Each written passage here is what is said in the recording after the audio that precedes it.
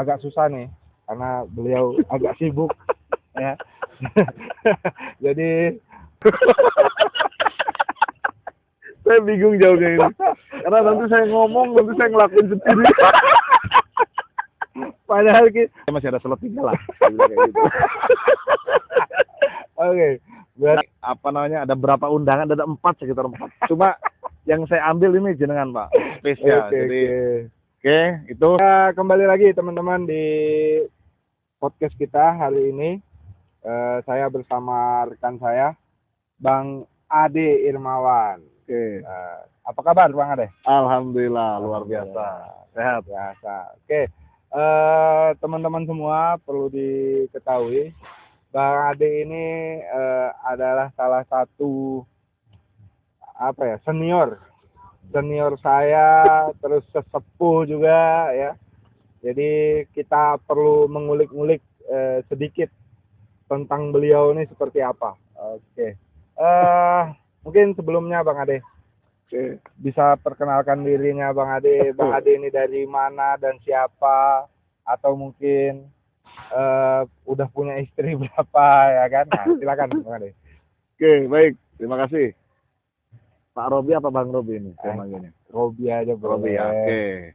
Pak Robi aja lah. Pak Robi, selamat pagi. Oke, terima kasih atas undangannya, ini sangat luar biasa ini. Saya jujur, ini apa namanya, ada berapa undangan? Ada 4, sekitar 4. Cuma yang saya ambil ini jenengan, Pak. Spesial. Oke, Jadi, oke, itu salam kenal, saya Ade Irmawan. Teman-teman, saya aslinya dari Jawa Tengah, Bumi Ayu, mungkin ya. Sementara istri baru 1, ya, anak juga baru 3. Jadi apa namanya, ya masih ada slot 3 lah. Saya bilang kayak gitu. Tapi dengan catatan harus izin istri pertama. Izin pertama, ya. Kalau nggak izin berarti akan ngumpet ya. Ngumpet ya, ngumpet. Oke, mungkin hari ini agak berbeda teman-teman, karena memang kita coba, ya jangan serius-serius amat lah. Ya, kita mencoba sisi lain dari proyek itu seperti apa, karena memang kita kesehariannya sudah serius dan bisa dibilang tidak ada humor, ya kan. Jadi kita ambil waktu sela-sela kesibukan, kita sedikit meringankan otot ya, dengan tertawa bersama dengan hal-hal yang lucu. Kemarin saya juga sempat melihat, karena di video saya sebelumnya teman-teman ada Mas Jendi, yang teman-teman juga tahu Mas Jendi salah satu YouTuber juga. Dan kemarin juga saya sempat melihat konten beliau di sosial media sebelah. Itu ada teman-teman kita sedang refresh karena udah seharian kerja, terus ada kesempatan, kebetulan area kerja kita itu dekat dengan sungai teman-teman. Jadi kemarin ada video mancing mania. Nah, ini termasuk mungkin di dalam videonya ada Bang Ade juga. Ya, gimana ceritanya kok bisa mancing itu Bang Ade? Nah, itu sebetulnya buat refreshing aja sih, Pak. Jadi ada pepatah ngatain gini, Pak. Katanya bahagia itu tidak harus mahal. Oh iya. Jadi kita coba kulik di area kita, ternyata ada yang bisa bikin bahagia, ternyata mancing, Pak. Oke. Betul. Tapi bukan mancing keributan ya, Pak. Mancing keributan. Nah, kalau mancing keributan beda lagi halnya. Jadi kemarin sempat saya lihat itu banyak dapatnya. Itu emang sudah persiapkan atau memang teman-teman langsung aja atau bagaimana itu Bang? Untuk yang kemarin dapat sih ada sekitar 1 kilo, Pak Robi. Kemarin dapat 1 kilo. Lumayan tuh 1 kilo. Ada ikan apa tuh namanya? Ikan mujair. Masih anaknya tapi ya, bukan ibunya. Anaknya. Terus ada juga ikan baung kalau bahasa Jawanya itu. Cuma yang saya cari belum ada di sini. Apa tuh? Ikan duyung, putri duyung. Dari situ. Saya nyari udah seminggu belum nemu itu. Kalau ikan duyung ada di proyek itu perlu kita khawatirkan. Betul. Itu, makanya saya sebagai safety harus ngamanin itu, Pak. Oke. Jadi itu teman-teman. Jadi kita itu di proyek ada kalanya serius, ada kalanya juga ya bercanda, humor ya. Karena memang tidak semuanya, apalagi mungkin juga teman-teman praktisi K3 di luar sana mungkin sama atau mungkin berbeda dengan pendapat saya, monggo dikoreksi. Karena kita itu bisa dibilang departemen yang sangat banyak musuhnya. Betul. Ya.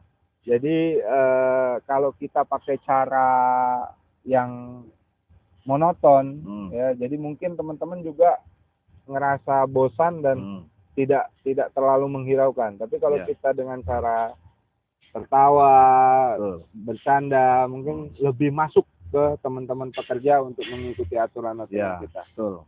Nah, mungkin ada treatment tersendiri nggak, Bang Adi, terkait menerapkan sistem K3 itu terhadap, ya kita tahu teman-teman ini di berbagai latar belakang, ada yang sekolah, ada yang tidak sekolah, mungkin ada yang dari macam-macam lah. Itu gimana kita supaya mereka mau mengikuti atau menjalankan apa yang kita terapkan di lapangan itu? Oke. Kalau menurut saya, kalau terkait safety, Pak, ya. Pertama, nih untuk teman-teman safety, kita harus bangga, Pak. Bangga diri. Kenapa? Karena secara tidak langsung kerjaan kita itu ibadah, Pak. Jadi menegur orang agar selamat. Nah, di situ poin pertama. Terus keduanya untuk pendekatan ke pekerja, ternyata kalau dulu pas awal-awal sih saya ngiranya itu kalau kita marah-marah, galak dan sebagainya orang biar manut, Pak. Jadi ternyata bukan, Pak. Ternyata bukan. Pendekatannya kalau menurut saya ya kita pahami karakter pekerja kita seperti apa, terus lihat kondisi pekerja lelah atau dan sebagainya. Terus yang ketiga yang nggak kalah penting, cara penyampaian kita kepada pekerja tersebut. Dan jangan lupa ada namanya punishment dan reward. Jadi ketika ada pekerja yang bagus ya kita kasih reward biar semangat. Terus ketika ada yang kurang pas atau harus kita tegur ya kita sampaikan dengan baik dan kita lakukan punishment sesuai dengan aturan yang berlaku di pekerjaan kita, Pak. Oke. Ya. Jadi teman-teman kita sedikit tahu ya sebenarnya K3 itu sedikit susah dan ya bisa dibilang susah, dibilang gampang juga gampang. Sebenarnya kita itu lebih pas dibilang konseling ya, Bang. Konseling. Ya. Betul. Jadi mengedukasi teman-teman pekerja supaya ikut atau mau dengan aturan-aturan kita yang kita terapkan di lapangan. Betul. Nah, caranya itu tadi teman-teman. Banyak cara yang perlu kita terapkan ya. Salah satunya dengan ya bercengkrama, menghibur ya kan. Kebetulan Bang Adi ini juga orangnya humoris, teman-teman. Jadi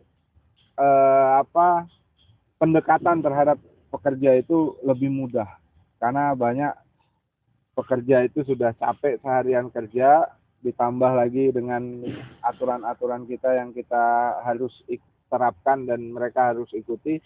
Jadi dengan cara humor mereka agak sedikit rileks, Bang Ade ya. Betul. Karena saya bukan, ya mohon maaf, bercandanya saya bukan di area kerja ketika lagi santai, Pak. Tapi di rumah pun saya bercanda. Hasil bercanda saya 3 anak ada di sana di rumah. itu hasil bercanda 3 ya? Ya, yang serius berarti? Yang serius dibuang-buang malah. Oke, ya serius malah dibuang-buang ya. Jadi kita itu bercanda aja 3 teman-teman. Apalagi serius gitu. Oke. Ini baru anak nih, baru anak ya bercanda nih. Berarti kalau kita lihat iklan di TV, buat anak kok coba-coba berarti salah ya? Salah ya? Salah. Karena kan ada pepatah katanya banyak anak, banyak rezeki. Bukan, banyak pengeluaran. Iya, betul. Banyak pengeluaran. Oke. Pengeluaran lah. Ya, kita akui ya, banyak pengeluaran. Tapi jadi pengeluarannya itu bukan suatu hal yang negatif, teman-teman ya. Bukan. Ini pengeluaran yang dari segi positifnya. Nah, jadi banyak juga teman-teman ini Bang menanggapi kemarin juga di video yang sebelumnya banyak teman-teman yang bertanya kalau proyek itu apa namanya terkesan agak nakal orang-orang proyek karena mungkin banyak juga video-video yang beredar bahwa di setiap proyek itu pasti ada warung-warung yang ya bisa dibilang agak sedikit mengganggu atau meresahkan ibu-ibu di rumah. Itu menurut Bang Ade bagaimana itu? Apakah benar atau salah? Saya bingung jawabnya ini. Karena nanti saya ngomong, nanti saya ngelakuin sendiri. Padahal kita yang sering ke sana ya. Jadi itu Pak. Saya pernah di suatu tempat Pak ya, di pekerja saya ngasih tahu, Pak Ade ini apa namanya udah cewek ini kayak gini. Tapi karena saya dididik orang tua saya punya ya alhamdulillah sekolah terus ada ngaji dan sebagainya, alhamdulillah iman saya insya Allah kuat Pak. Kuat. Nah, Cuman Imron. nah itu Imron yang nggak kuat. Oke. Imron dan imin saya. Kadang menggeliat dan ya mungkin nanti dipotong kali ya. Ya. Saya takutnya ada anak saya nonton juga nih bahaya. Apalagi istri saya ntar nggak bisa ditelepon lagi. Bercanda pun. Oke. Berarti ya ada lah ya, ada memang tempat-tempat seperti itu tuh ada lah. Karena menurut saya udah ya itu namanya zaman akhir Pak. Iya, Zaman akhir dulu cewek cowok mandi bareng di sungai itu udah biasa Pak. Oh ya. Nah kalau sekarang ini mesti ada pergerakan. Pas mandi itu. Jadi ya udah bukan rahasia umum lagi mungkin Pak. Ya tinggal ya kita punya anak punya ini ya silakan untuk dididik dan di apa namanya ya bahasanya mungkin yang cewek udah kelas 4 SD ke atas mungkin kita sampaikan seks edukasi Pak. Mana yang bisa dipegang oleh orang lain, ada yang penyampaian ngomong yang jorok seperti apa dan sebagainya, mungkin itu kita perlu diajarkan. Oke. Berarti Bang Ade setuju bahwa apa namanya seks edukasi dini lah, pembelajaran edukasi dini kepada anak-anak untuk mengenali tentang seks itu, Bang Ade setuju? Itu sangat penting Pak. Kebetulan saya juga dulu pernah ikut training Pak, training safety sih bukan training gitu. Jadi ada pernah ikut pelatihan lah terkait edukasi terhadap anak, pendidikan anak usia dini itu penting sekali. Jadi dari anak apalagi cewek ibaratnya lawan jenis ya Pak ya. Kalau misalnya untuk sesama jenis mungkin nggak terlalu ini ya. Yang lawan jenis umur berapa kita sudah mana yang kadang kan ada orang dewasa terus gemes lihat anak kecil dicium kanan kita dan sebagainya. Nah kita disampaikan itu kalau misalnya sama orang lain nggak boleh dicium dan sebagainya. Nah itu sangat penting Pak. Tapi bukannya begini Bang Ade, kalau kita orang-orang dulu ya mungkin yang kelahiran tahun 70, 80 sampai 90-an, bukannya itu biasa ya? Misalnya saya dulu juga ngerasakan bahwa kayaknya mau tetangga, mau saudara ketika punya ponakan atau ada anak bayi kecil atau ada anak kecil, pasti dia gemas, cium kening, pipi gitu apakah ini perubahan atau memang ada sedikit penyelewengan dari situ? Karena saya bahasanya ya dari beberapa kejadian kan banyak di media sosial ya, ada kejadian paman iniin ponakannya, kakak terus anak iniin ibunya. Nah dari hal itu kita untuk melakukan penyampaian seks edukasi itu kita untuk pencegahan Pak. Jadi jangan terlalu bahasanya biar anak tuh paham, oh iya ternyata kalau misalnya ada yang lawan jenis mendekati atau ngelakuin apa dan sebagainya dia bisa nolak dan sebagainya itu Pak. Jadi lebih ke arah situ. Jadi jangan sampai nanti dia dilakukan sama orang lain terus lawan jenis terus dia diem aja nggak ngerasa apa-apa padahal itu nggak baik untuk dia. Nah, itu mungkin untuk saran saya untuk teman-teman kita ya sama-sama lah. Karena kebetulan anak saya juga perempuan Pak, jadi harus saya jaga. Nah termasuk saya sendiri jaga diri sendiri. Jadi memang kita sebagai orang tua itu apa namanya, perlu mengajarkan itu Bang ya. Mm. Sedini mungkin. Betul. Dengan hal-hal yang mungkin ada batasan-batasan yang tidak boleh dan boleh gitu ya. Tapi kalau menurut Bang Adi, karena kita juga banyak yang di apa yang viral-viral belakangan ini bahwa anak udah mulai apa namanya sudah mulai dewasa sedikit atau remaja sedikit, dia sudah bisa menyampaikan argumennya, bisa menyampaikan pendapatnya dengan frontal. Bahkan ada juga yang sampai melaporkan orang tuanya ke polisi karena ditegur atau karena dimarahin atau sebagaimana lainnya. Menurut Bang Ade dengan hal tersebut apa sih yang terjadi sebenarnya, kok bisa gitu? Saya pernah dapat materi terkait pendidikan anak, Pak. Jadi ternyata untuk anak usia dini itu ada yang namanya golden usia. Jadi usia emas. Jadi ketika anak seusia sekitar sampai 10 tahun itu anak ingatannya kuat. Oke. Nah, disitulah saatnya orang tua untuk mendidik anak tersebut, anak kita. Nah, sampai nanti termasuk lingkungan juga harus kita pahami. Nah, anak-anak ini karena praktis kalau misalnya anak sekolah nih, contoh anak sekolah dari jam 7 sampai misalnya siang atau sore di sekolah. Sampai rumah capek, makan, set, tidur. Jadi praktis komunikasi sama orang tua Habis. sama terbatas dan habis. Nah, jadi dari situ kita harus benar-benar untuk benar tempat pendidikan, terus dia main bergaul sama siapa, dan terus pendidikan yang dia dapat apa aja materinya dan sebagainya. Nah, itu kita harus, orang tua memang harus tahu. Nah, dari situ bahkan mungkin kalau menurut saya karena kayak model tadi disampaikan Pak Robi ada yang melaporkan orang tua dan sebagainya. Nah, itu kalau menurut saya hasil dari psikologi anak yang berontak, terus ada didukung lagi dari lingkungan, terus dia kayak model ngeluarin jati dirinya seperti apa, bahwa dia tuh udah mampu hidup sendiri dan sebagainya. Nah, itu mungkin hasil dari pergaulan yang kurang pas. Jadi itu mungkin Pak dari saya terkait untuk anak dan pergaulannya. Oke, jadi memang ya tergantung kita sebagai orang tua untuk mendidik anak itu seperti apa. Ya, ada yang keras, ada yang lembut, ya, ada yang friendly lah. Mungkin dari ibu-ibu zaman sekarang atau orang tua zaman sekarang itu sudah banyak ilmu yang di-share di sosial media tentang ilmu parenting itu seperti apa.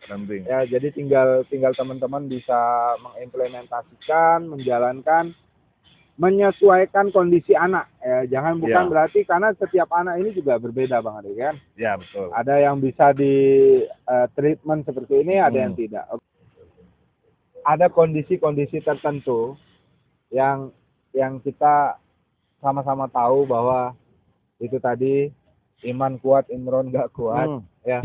Jadi gimana cara Bang Ade nih sendiri untuk meyakinkan bahwa kita tidak melakukan itu terhadap pasangan kita, apalagi bagi kita yang istri di kampung atau jauh dari keluarga, itu gimana Bang Ade? Ya cari lagi. Ya, menurut saya ada yang namanya, ini pas saya ngaji ya Pak ya. Tapi ini mohon maaf kalau saya nyampein, saya ngelakuin mohon maaf nih. Iya. Ada yang namanya qanaah Pak. Yang saya tahu itu qanaah itu artinya di mana kita berada itu dilihat Allah. Nah, kalau kita sudah percaya itu ya udah, kita ngelakuin apa aja, oh iya saya dilihat Allah, oh iya saya dilihat Allah. Mungkin katanya simpel tapi maknanya luar biasa. Qanaah itu. Dah, itu aja dari saya mungkin Pak. Mungkin teman-teman sudah sedikit mengetahui lah ya sisi lain di project itu seperti apa. Ya, kita seperti ini teman-teman. Kadang serius, kadang bercanda, dan apa yang kita sampaikan, yang kita perbincangkan di video ini itu bukan semerta-merta ingin menjelekkan atau menjatuhkan salah satu pihak atau menjelekkan kondisi-kondisi tertentu, tapi ya memang realnya seperti ini. Kita punya cara masing-masing, ya, punya rumus ya, punya rumus masing-masing. Cukup panjang teman-teman, Jadi ada ya beginilah kita ya, kita coba berusaha sebaik mungkin ya. Sekali lagi buat teman-teman di luar sana yang masih berusaha mendapatkan pekerjaan, tetap semangat. Teman-teman yang adik-adik yang masih sekolah, tetap semangat, rajin sekolah, manfaatkan waktumu ya, karena banyak motivasi-motivasi di luar sana tidak semudah itu ya, karena dunia kerja atau dunia nyata itu lebih keras dibandingkan kalian mendengarkan motivator-motivator yang mungkin dia tidak pernah merasakan apa yang teman-teman rasakan. Ya, tetap semangat, tetap apply terus, jangan pantang menyerah. Semoga kita semua bisa dilancarkan rezekinya, Amin, dan amin, teman-teman amin. juga yang berusaha segera didapatkan pekerjaan yang diinginkan. Amin, amin, Oke, amin, terima amin. kasih Bang Oke. Ade atas waktunya. Siap, Mungkin sama-sama. Monggo. semoga video ini bisa menjadi hiburan bagi Hiburan. teman-teman Ya, dan bisa juga menjadi ada ilmu yang Ya. diambil bisa diambil. ya. Yang Sekali jelek lagi, jangan diambil. terima kasih telah menonton. Jangan lupa subscribe, like, dan komen.